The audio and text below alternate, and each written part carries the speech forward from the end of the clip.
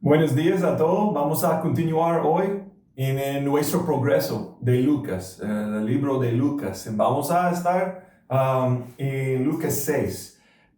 Esta predicación, este sermón de Jesús en Lucas 6 se llama el Sermón de la Llanura. Hace 2 semanas, yo creo, Wampa refirió a esto. Entonces, este es el nombre de esta predicación. Recuerden en Mateo 5, esta predicación se llama el Sermón del Monte. Es interesante porque en Mateo 5, versículo 1 dice: cierto día, al ver que las multitudes se reunían, Jesús subió a la ladera de la montaña y se sentó. Entonces, en el Sermón del Monte, Jesús está subiendo para enseñar. Aquí en Lucas 6, el sermón de la llanura, versículo 17, dice: cuando descendieron del monte, los discípulos se quedaron con Jesús en un amplio lugar llano, rodeados de muchos seguidores y de las multitudes. Entonces, en Lucas 6, Jesús con sus discípulos estaban descendiendo para enseñar con las multitudes. Esa es la razón, ese se llama el sermón de la llanura. Entonces, nuestro texto hoy es una continuación de este sermón. Vamos a cubrir versículos 37 a 42, pero vamos a comenzar con versículo 36, perdón. Lucas 6:36 es el tema principal de este sermón. ¿Qué dice? Dice: deben ser compasivos, así como su Padre es compasivo. La traducción de la Biblia de las Américas es más cerca de la palabra griega. Me gusta esta traducción porque esta traducción no usa la palabra compasivo, pero la palabra poco más cerca de palabra griega es misericordia. Entonces, necesitamos mostrar misericordia como nuestro Padre ha sido misericordioso con nosotros. Misericordia es una palabra poco mejor que compasivo, pero los dos son verdad. Entonces, la semana pasada Jesús acababa de decirles a discípulos cómo amar a sus enemigos, para ofrecer misericordia y perdón y gracia a las personas que los trataban con persecución y abuso. En los versículos 37 y siguientes, el texto de hoy, Jesús continúa hablando de dar misericordia y perdón. En versículo 37 de Lucas 6, la primera parte, decimos 37a.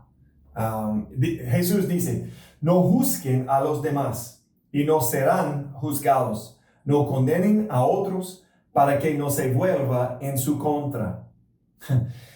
Probablemente este es el versículo más usado entre los incrédulos, ¿verdad? El versículo más abusado también, porque muchas veces está usado incorrectamente.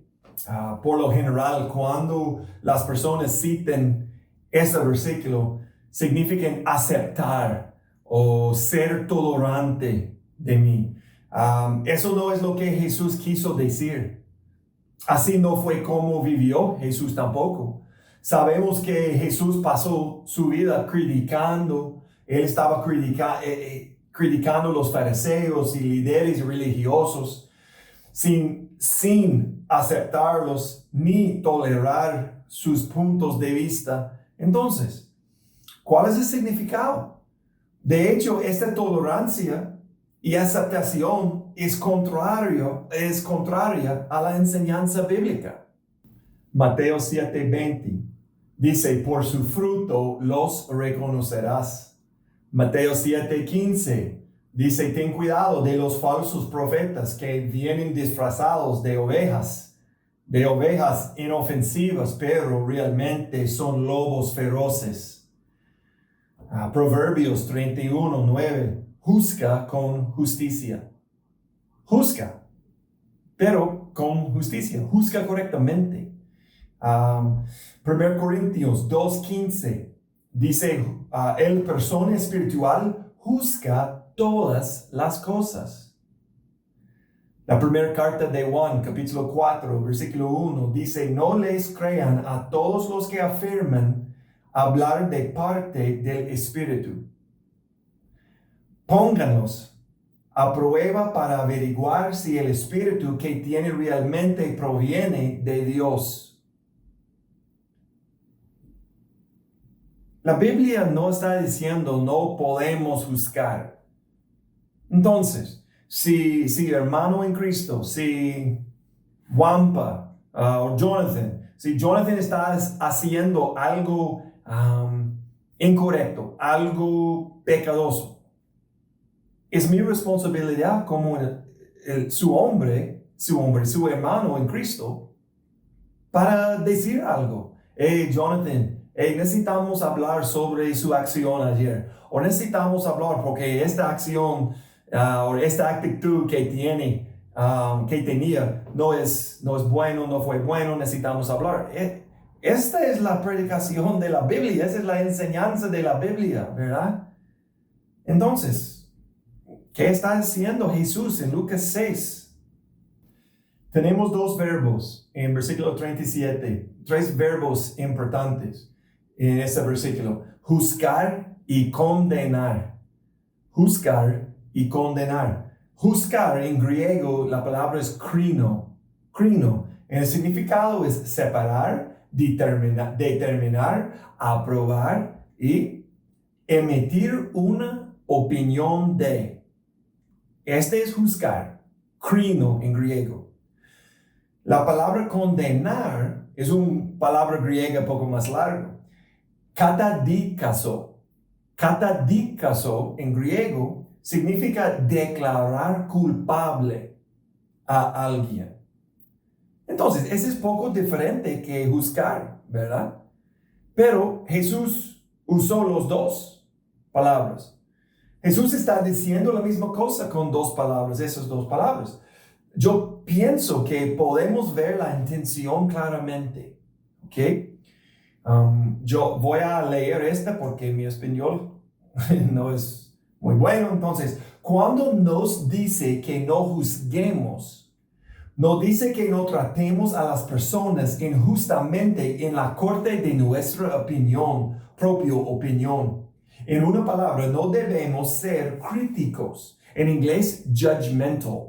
Críticos. Una persona que juzga es alguien que llega a unas conclusiones injustas sobre los motivos de otras personas.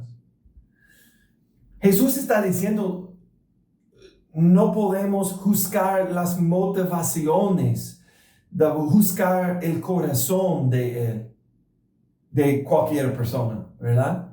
Podemos juzgar las acciones de ellos, pero los pensamientos, necesitamos ser despacios para dar juicio en este caso, porque no podemos ver el corazón de ellos. No descarta el mandato de discernir y amonestar que Pablo presenta como un deber cristiano, siempre que lo haga con espíritu de gentileza, alguien que haya recibido el Espíritu Santo. La semana pasada hablamos de personas que no te devuelven lo que te han quitado, personas que te golpearon en la mejilla. Esta semana estamos enfocando en las intenciones de otras personas, no las acciones. 37b y 38, la segunda parte de 37 y 38 dice: perdonen a otros y ustedes serán perdonados. Den y recibirán. Lo que den a otros les será devuelto por completo, apretado, sacudido, para que haya lugar para más, desbordante y derramado sobre el regazo. La cantidad que den determinará la cantidad que recibirán a cambio. Cuando yo leo este versículo, yo pienso sobre la parábola del siervo implacable. Recuerde esta parábola, esta historia, la historia de Mateo sobre el siervo que fue muy perdonado por su amo, por su maestro, pero que no perdonaría a su compañero. Recuerde eso. Es igual con nosotros. Necesitamos perdonar porque nuestro Padre nos ha perdonado. En lugar de juzgar los motivos de una otra persona, necesitamos perdonar sus acciones. Especialmente las ofensas pequeñas. Muchas veces las pequeñas ofensas contra nosotros reciben la misma respuesta enojado de nosotros que debería reservarse para los pecados más atroces. Por ejemplo, alguien me dice, Eric, no me gusta barbas. Un momento. Yo he estado trabajando en esta barba por 5 meses. Esta es mi barba de cuarentena. Yo tengo mucho orgullo de esta barba aquí. ¿Usted está diciendo que no le gustan barbas? ¿Cuál es el significado de esta? Porque yo tengo mucho orgullo en mi barba. Entonces no me gusta su actitud, no me gusta. Esta persona no está diciendo que ella quiere matar su primogénito. Entonces, tranquilo. Sí, claro, pero Eric, no me gusta la manera que ella dice eso. ¿Cómo ella dijo eso? No me gusta el tono de voz. Perdónale. Porque tal vez no podemos juzgar el corazón de ella o él. No es importante, tranquilo. Versículo 38 dice, den y recibirán. Lo que den a otros les será devuelto por completo. Disculpe. Jesús está hablando de misericordia y perdón, no de dinero.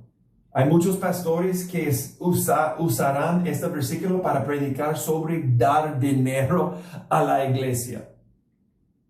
Pero ¿qué es el contexto de este sermón? ¿Qué es el contexto de 6:36? Misericordia, compasión.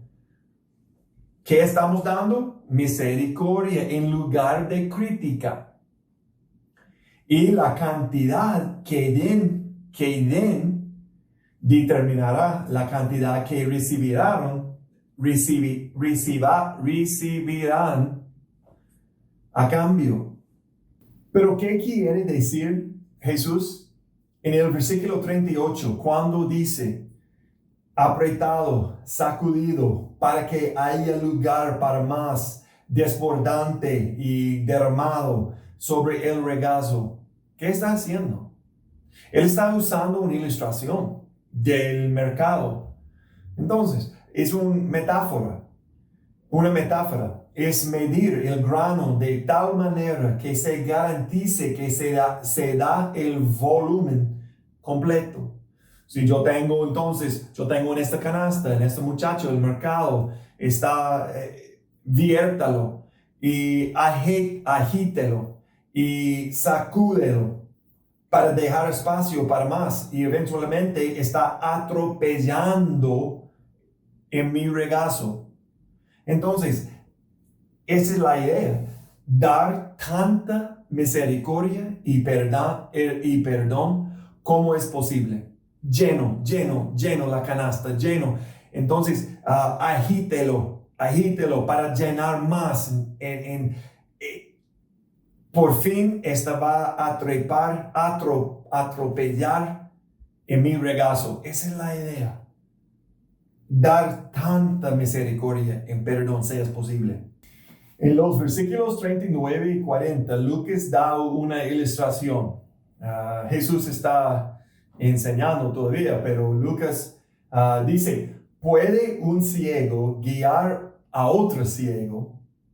No caerán los dos en una zanja. Los alumnos no son superiores a su maestro, pero el alumno que complete su entrenamiento se volverá como su maestro. Esta es una advertencia contra el seguimiento de maestros religiosos poco sólidos. Los fariseos eran muy talentosos en el arte de crítica, ¿verdad? Jesús está diciendo que no se debe esperar que los discípulos vean más claramente que sus maestros. Ciertamente copiará sus errores. Entonces, si estoy siguiendo un profe falso, un profeta falso, un profesor falso, profesor incorrecto, si estoy siguiendo él, voy a cometer los mismos errores en mi filosofía, doctrina, teología. Pero si yo tengo un maestro bueno, muy inteligente, que sabe la palabra de Dios, buenísimo, voy a ver la verdad más claramente. ¿Por qué? Porque mi maestro, mi profesor, puede ver la verdad de Dios claramente. Ese es el punto. En el versículo 40, nos anima a ser completamente entrenadores por el gran maestro para que podamos ser como él. Esa es la meta, ¿verdad? Esa es la meta para ser como Cristo.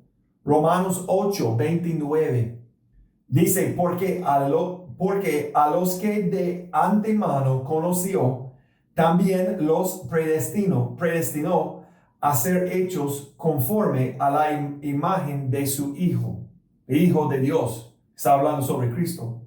Ese es el objetivo, ¿verdad? Sé como Cristo. Entonces, necesitamos perseguir Cristo para ser como Cristo. Necesitamos escuchar de la palabra de Cristo para aprender las cosas, la actitud y la mente de Cristo para ser como Él. Y esto fue el punto de Jesús. Los fariseos, ellos son críticos. Ellos no están dando perdón, misericordia. Entonces, si continuamos a seguir esta persona o alguien, además de Cristo, vamos a ser como ellos. Entonces, necesitamos enfocar en las enseñanzas de la Biblia, de Jesucristo, Dios, otra gente, Pablo, Pedro, otra gente en la Biblia también. Versículos 41 y 42. ¿Y por qué te preocupas por la astilla en el ojo de tu amigo cuando tú tienes un tronco en el tuyo? ¿Cómo puedes decir, amigo, déjame ayudarte a sacar la astilla de tu ojo, cuando tú no puedes ver más allá del tronco que está en tu propio ojo? Hipócrita, primero quita el tronco de tu ojo, después verás lo suficientemente bien para ocuparte de la astilla en el ojo de tu amigo. Este pasaje, estos versículos no dice, ya que tienes un tronco en tu ojo, cállate. Entonces, no diga nada. No, eso no estás diciendo. Eso según a este pasaje. ¿Por qué debemos tratar con nuestro pecado, culpa o deficiencia? ¿Por qué? Así podemos discernir correctamente cuando estamos ayudando a nuestros hermanos y hermanas para ver su pecado. Esa es la razón. Entonces, versículo 37, no juzgue. No, aquí, dice, necesitamos ayudar a nuestros hermanos y hermanas con su pecado, con sus deficiencias. Claro, pero necesitamos quitar nuestros troncos primero. Jesús reconoció la tendencia natural de las personas a ser ciegas a sus propias fallas. Es difícil para ver. A ver, tenemos puntos ciegos, siempre, ¿verdad? Entonces mi esposa va a ayudarme con mis puntos ciegos. A veces no puedo ver esta parte de mi carne. Mis hermanos, tal vez Jonathan necesita decir, Eric, yo sé, usted no puede ver este punto ciego, pero esa es verdad. Entonces hay gente que puede ver en su vida. Eso es importante, ese es el cuerpo de Cristo, ¿verdad? A todos nos falta de alguna manera nuestro aspecto de Cristo. Ojalá yo dije correctamente esta oración. A todos nos falta de alguna manera nuestro aspecto de Cristo. Somos pecadores todos. La otra manera que tomamos si no criticamos arrogantemente es que dejamos solo a nuestro hermano. Voy a ocuparme de mis propios asuntos. Yo puedo ver un pecado, una astilla en su ojo, pero no quiero ocuparme con este asunto. Solamente voy a ocuparme con mis asuntos. Este no es el deseo de Jesús tampoco. Entonces, necesitamos ayudar con amor nuestros hermanos y hermanas en Cristo. Pero antes de hacerlo, necesitamos quitar. ¿Cómo? ¿Cómo podemos quitar el tronco de mi ojo? Vamos a discutir eso en la conclusión. Rápidamente, yo tengo 3 puntos para considerar, ¿ok? De este pasaje. Número 1, necesitamos recordar que Dios nos perdonó y nos dio misericordia, por lo que debemos hacer lo mismo con los demás. Número 2, se supone que debemos poder discernir correctamente, exhortarnos los unos a otros, a unos a los otros, y amonestarnos los unos a los otros. No se nos permite criticar los motivos de los demás ni emitir juicios rápidos sobre las elecciones, escogencias de otras personas.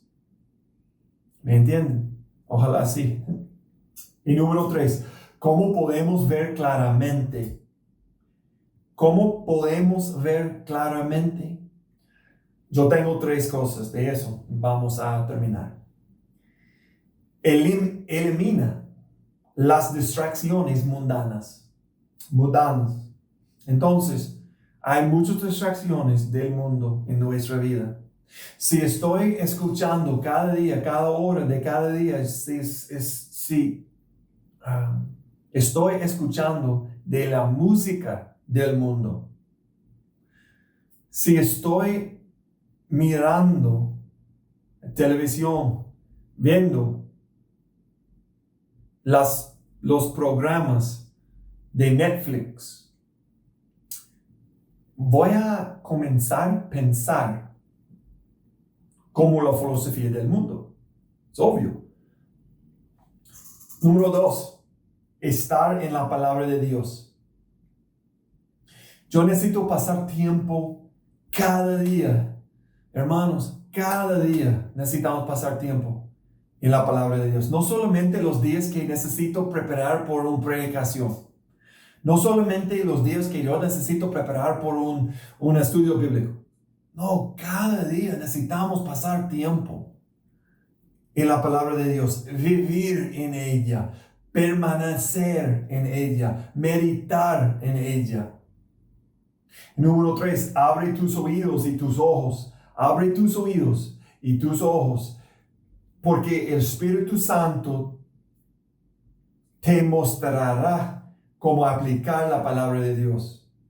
Necesitamos ayuda en la aplicación de la palabra de Dios. Ese es el trabajo, esa es la responsabilidad del Espíritu Santo. Pero necesitamos pasar tiempo en la palabra de Dios. No puede ver los troncos en sus ojos. Pasar tiempo con la palabra de Dios, en oración con el Espíritu Santo. Pasa tiempo con sus hermanos en Cristo. En esta puede ayudarle.